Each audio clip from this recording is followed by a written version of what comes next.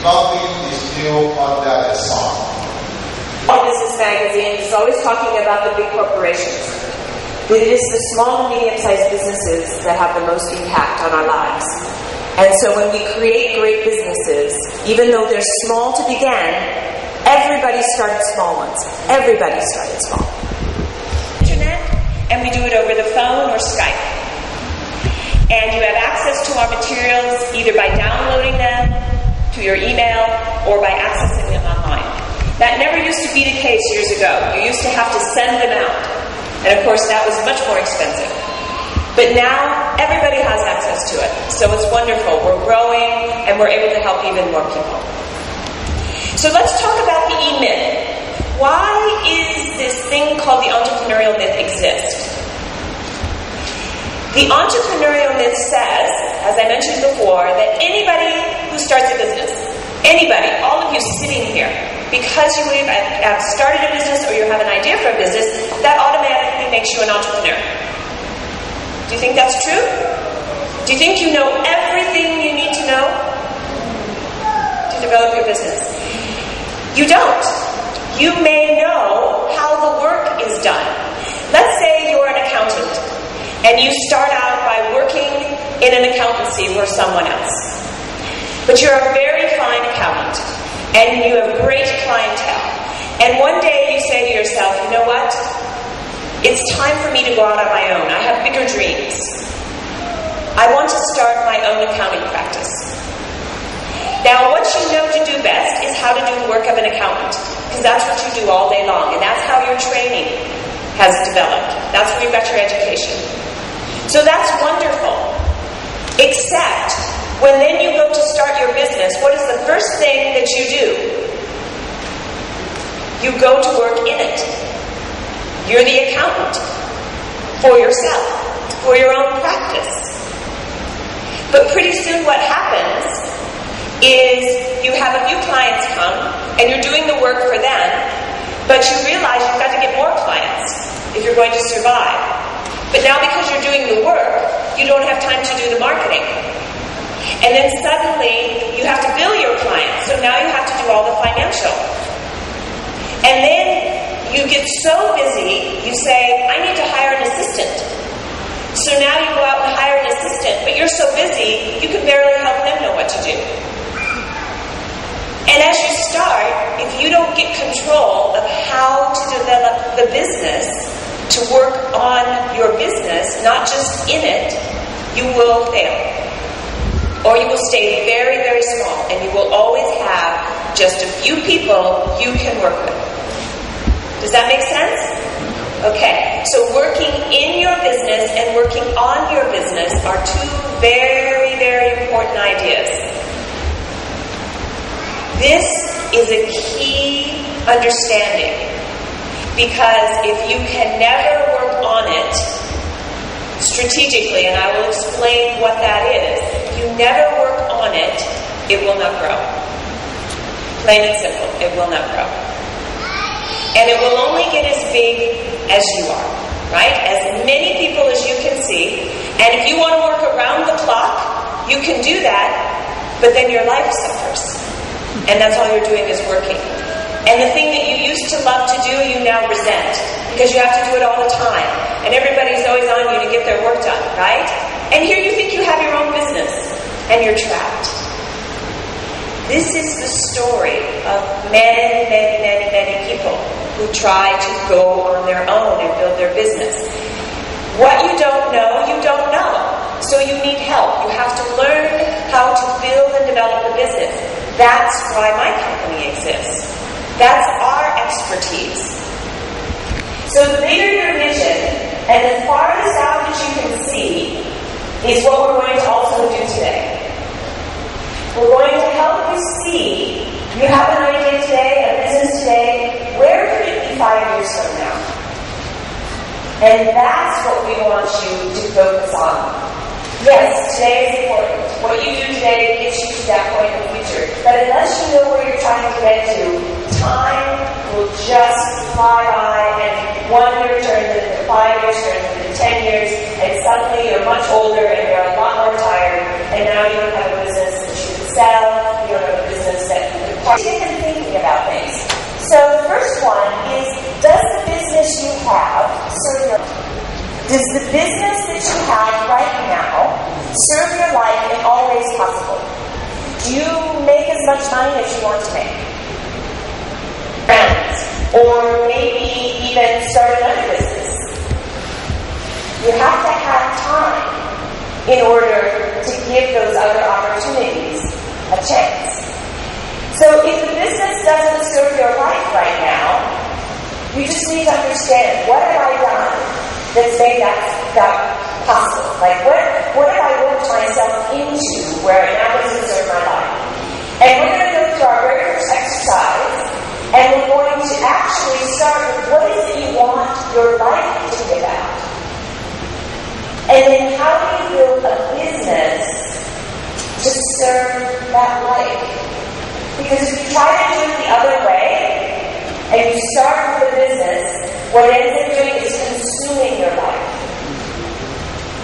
If you're always very clear about who you are and what you want, and what your life purpose is, then you build a business that helps that be more in the world. And it gives you more life, not less. That's the first question we ask. Does it serve your life? And if you were to rate your business right now, let's say on a scale of 1 to 5, depending upon who you run every day. If your business depends on you to be there every single day, then you don't have a business, you have a job. Even though you own your job. Now, many people start a business because they don't want a job.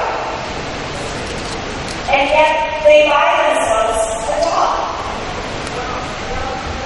So, how you think about this is very important. And how you feel about it when you go into your business or your place of work every day. Does it feel like a job, or does it feel like I'm a business owner and I have freedom and choices about how I spend my time? Now, the next question talks about, if people in your business, if you happen to have employees and staff, do those people depend upon you to help them do their work? Do they need you watching them, making sure they're doing the right thing? Okay? The business is still dependent upon you then, even though you have employees. That should not be that way. Now, you may not have other managers yet. So there's a period of growth that you go through where you're wearing lots of hats. We'll talk about that, because those hats, you must wear all these different hats. But if you keep wearing all these different hats and you never ever train anybody else to take that hat off of you and put it on them, you'll never grow. And the business again will be dependent upon you, and you will have a job, not a business. So the degree to which people need you there is a very good indicator of the kind of business you built. But again, there's something we can do about this. We can actually put systems and process and things in place that free you up and guide you. It's one of the most important things we're going to learn about today, systemization. There's tactical, technical work that produces the products and services, the operation.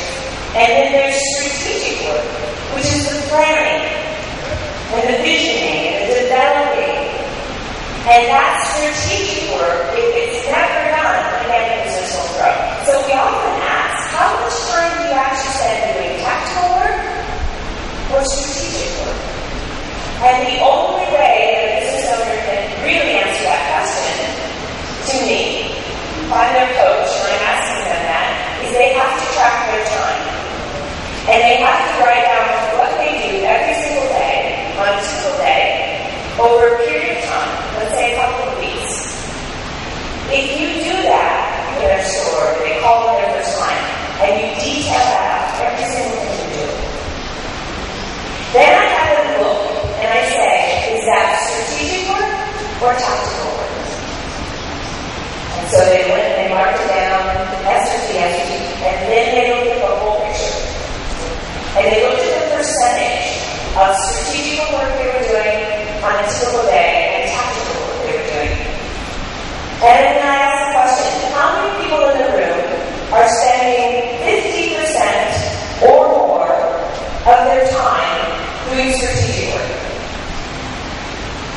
How many think any hands are enough?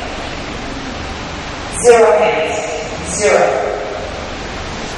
So then I said, how about 30% of your time? 20% of your time? Are you doing strategic work? I got 1 hand. I think there are a little over 40 businesses in the room. 1 hand. These are businesses that are been out there operating. Successful businesses. 1%. So everybody else is wearing this other tactical hat. And they're not taking time. And you as a business, you're doing administrative work. You know what that kind of work is. So then if you do managerial work, here's the big key. Most people think managerial work is about supervising people. And when people are managers, if there's no systems or process, or very little, that's what you end up doing. You end up watching, supervising, providing assistance, giving information, making sure. You shouldn't have to do that. The real work of the manager is designing a process. Okay? So as you're developing your business, when you're first starting out, you want to write down procedures for everything. And if there's one thing that business owners who've been around a long time, you know, just because a business has been around 20 years doesn't mean it's a good business. It means maybe that business owner has worked very, very, very, very hard for all those years to keep that business running. And a lot of the businesses that come to work with us, that's why they come, because the owners are frustrated. And they think they should be able to do more, but they are stuck. And they reach a point in their life where now they wish they could do other things, like maybe retire someday. But they haven't built a business that will allow them to retire, because if they retire, the business ends. And so they see it now, and they have to go back and go through their business and document all the systems and process. And that feels like a mountain to climb, because it is. They've got a business that's been operating for years. The complexities, right, of all the different things that go on, now they have to document it. You do, if you ever want to be able to teach or train someone else to do that work. Or if you ever want to sell that business to someone and have them be able to operate it. So many come in and it's, okay, you just got to get over that and you got to get to work on documenting. If you start when you're first opening your doors, begin with that in mind, okay? You build yourself that operations manual. And in our materials today, I have a template that will help you do that.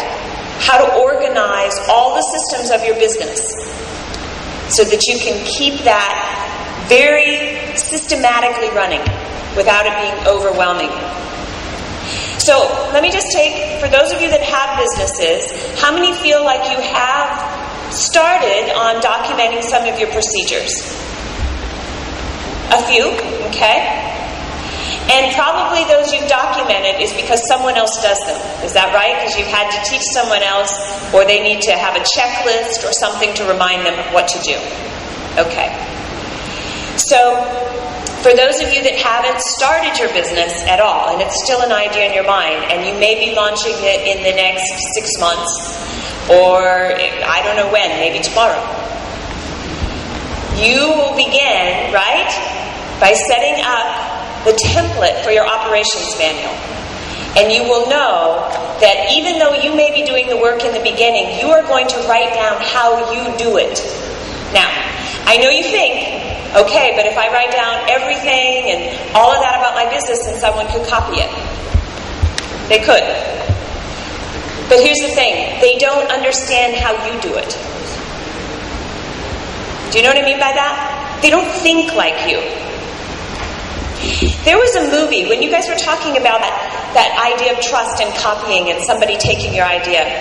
I don't know if you've ever heard of this movie. In the U.S., it was called Flash of Genius. Has anybody ever heard of that movie?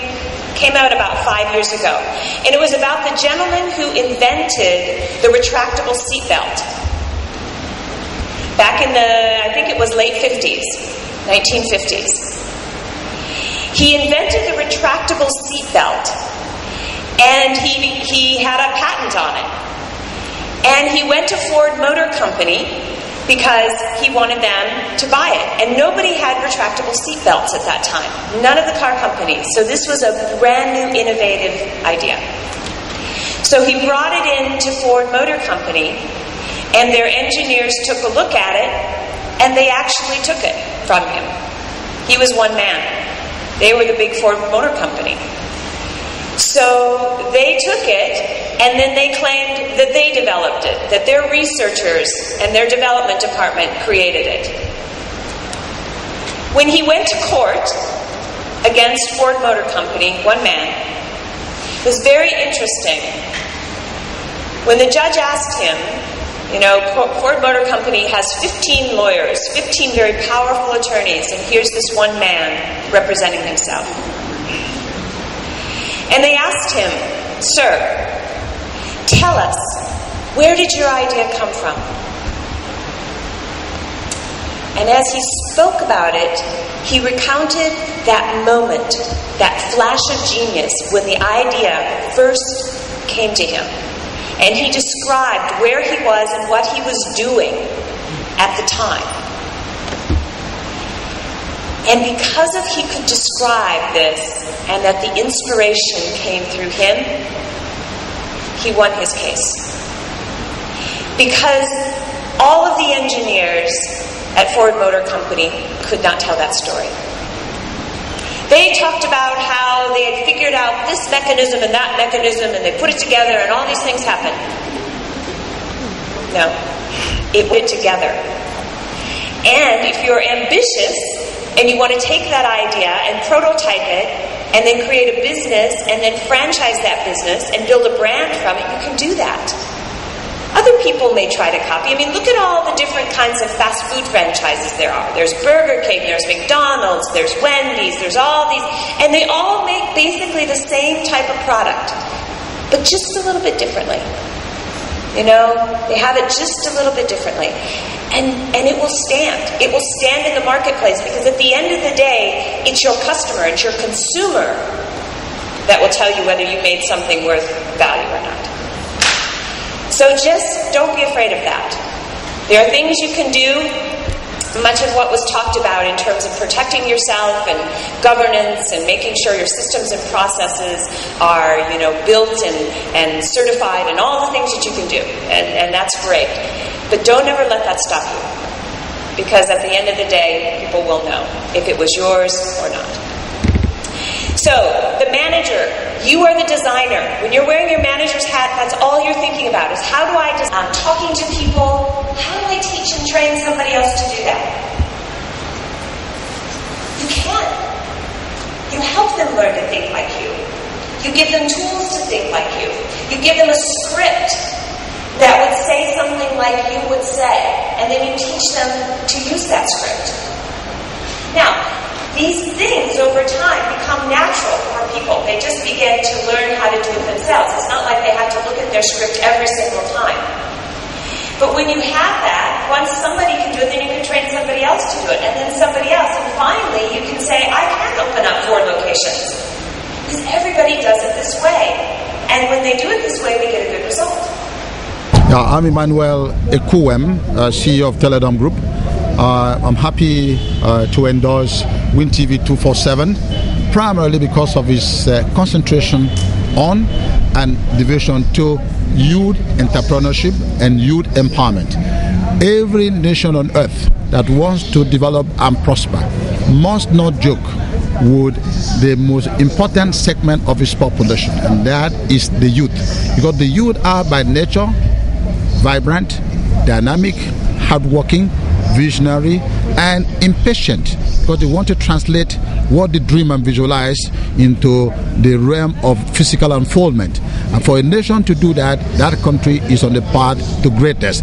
So the WinTV247 to concentrate on that segment of the population will constitute a good augury for the future of our country. Thank you.